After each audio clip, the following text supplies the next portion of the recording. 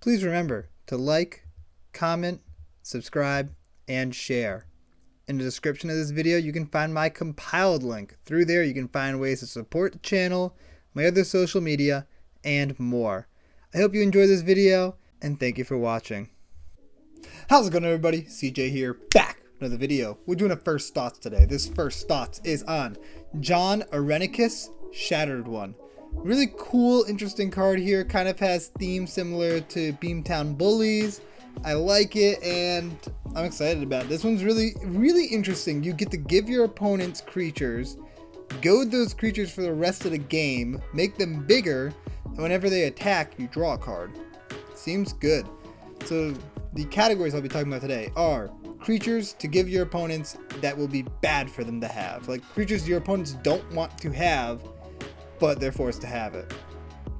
Then we have attack trigger stuff, some card draw synergies because you're going to be drawing a lot of cards, ways to protect yourself just in case because you are giving away creatures, so that means you're not going to be able to produce a huge board yourself.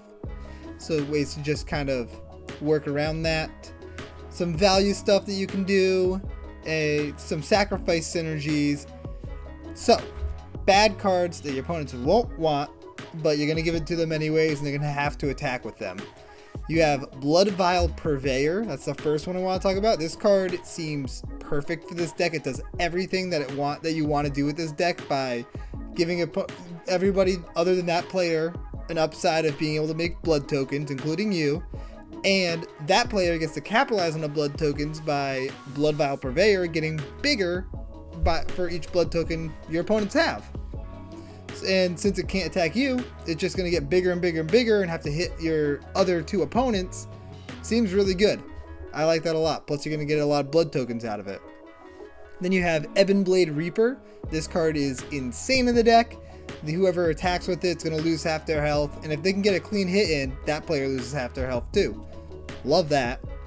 Abhorrent Overlord. This one seems pretty sweet. It's going to make your opponent sacrifice creatures, and there's a few cards that work on that synergy because of the fact that the creatures that you give away cannot be sacrificed. They become goaded and can't be sacrificed, which is really powerful. There's a lot of ways that you can really work that into your game plan, which I love. You've got Desecration Elemental. Desecration Elemental is disgusting. A 4-mana 8/8 with fear, so this thing's going to be dealing a lot of damage. But whenever a player plays a spell, sacrifice a creature. So you give this to somebody, and now it can't be sacrificed. So whenever another player casts a spell, they have to sacrifice a creature. This one can't be sacrificed. So they're just going to not be able to have like any other creatures on the board pretty much, and just keep swinging in for 8 damage every turn. It seems awesome. Perfect card for this deck. Dralnu Lich Lord. Love this. This is a card that's a command, like a lot of people try to play as commander, but its downside is just way too big. But in this deck, you give it +1/+1 counters when you give it away, so it gets a little bigger, so it can live a little easier. But it having to attack means that people can block it, and people blocking it means it'll take damage, and it taking damage means you gotta sacrifice stuff, and it can't be sacrificed.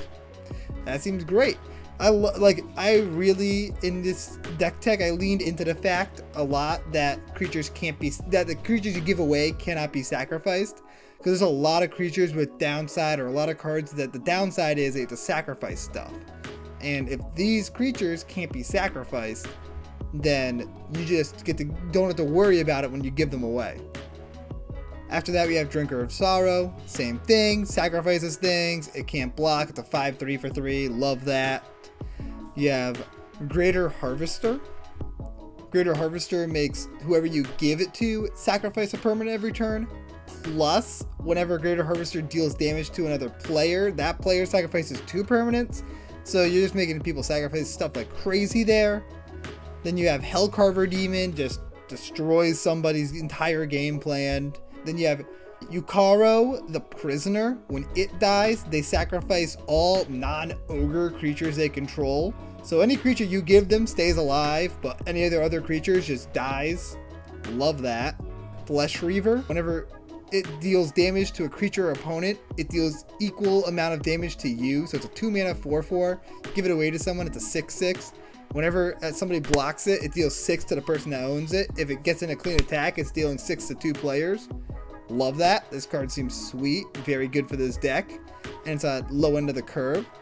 Phyrexian Obliterator, more sacrificing. And then Plague Reaver, more sacrificing. That one's really cool too.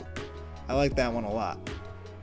And that is all the creatures that I wanted to talk about specifically that seem really good with this commander to give away, just because they're really detrimental to your opponents. After that, we've got attack trigger cards. Because a lot of creatures are going to be attacking, so you might as well throw cards in that can capitalize on that. Crown of Doom, just makes stuff bigger. Love that. People pass it around. It's a fun card. Curse of Disturbance and Curse of Verbosity. You put it on one of your opponents. Whenever they get attacked, you get a benefit and the person attacking them gets a benefit. Seems fun. And then you have the impetuses, Psychic Impetus and Parasitic Impetus. Both of those will make creatures attack. It'll give you triggers whenever they do attack. You can goad creatures that are not the creatures you give away, so it's extra synergy there, and it just seems pretty good in the deck.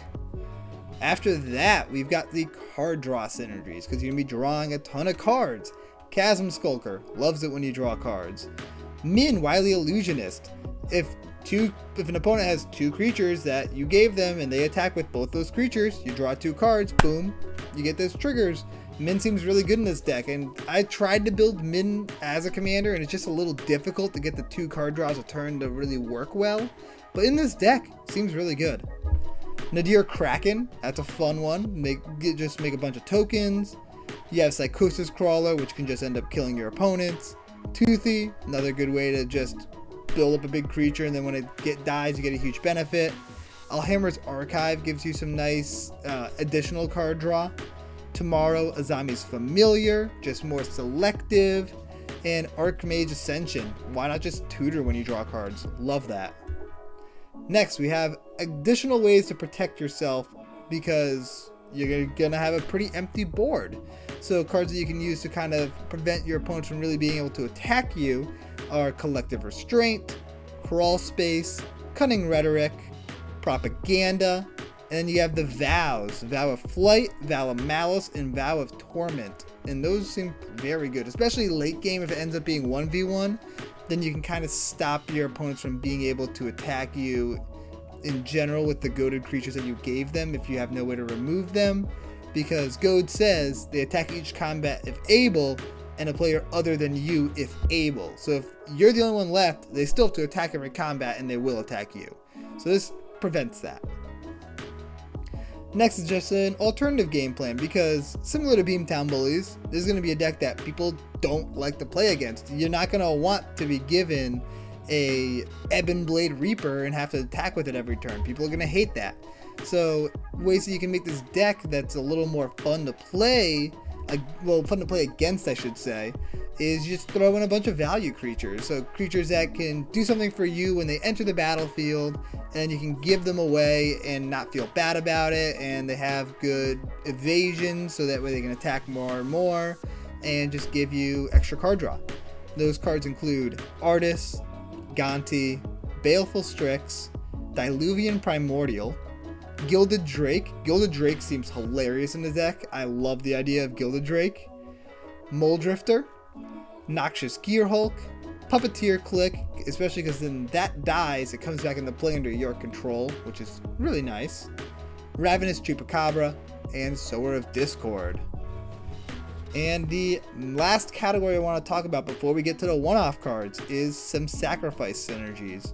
All is Dust, amazing board wipe for this deck because it gets rid of everything that's not what you gave away, because that can't be sacrificed.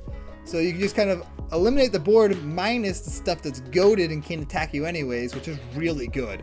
Pendril Mist is in a very similar situation there. Frightening Omnipotence, I love that in this deck. Necrotic Hex and Pox, both of those, really sweet. Smokestacks could be really cool in this deck. It's really a mean card, but I love the idea of that. Torment of Hailfire, you're going to be limiting your opponents very heavily on permanents because of a lot of these creatures make them sacrifice stuff. A lot of stuff you're giving them will make them sacrifice their own things. So Torment of Hailfire means they're going to be losing a lot of life for the most part. And you can use cards like Fleshbag Marauder and Plague Crafter to just intensify the sacrifice, which is fun.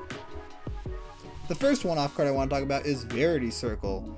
Because of the way Jon Irenicus is worded, you give the creature away, put counters on it, and then tap it.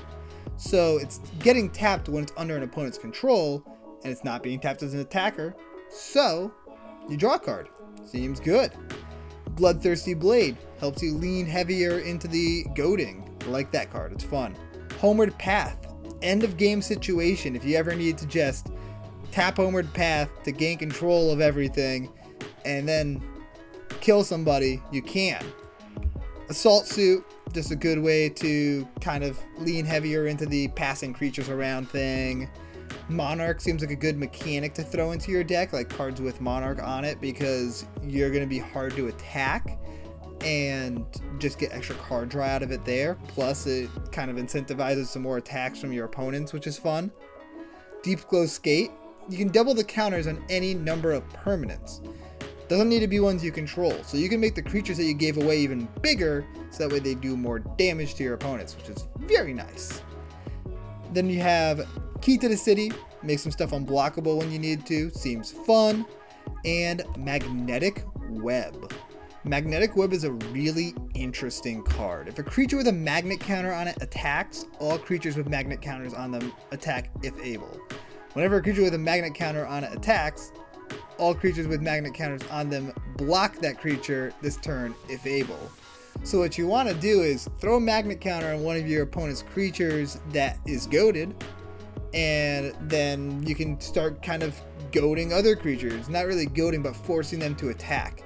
So if one creature attacks as a magnet, you can just kind of put it on different creatures, and then those creatures have to attack every time they attack, so you can make it so they just don't have blockers. It's just kind of a cool little include. It's the first time I've seen this card and seems useful in this deck, which I like.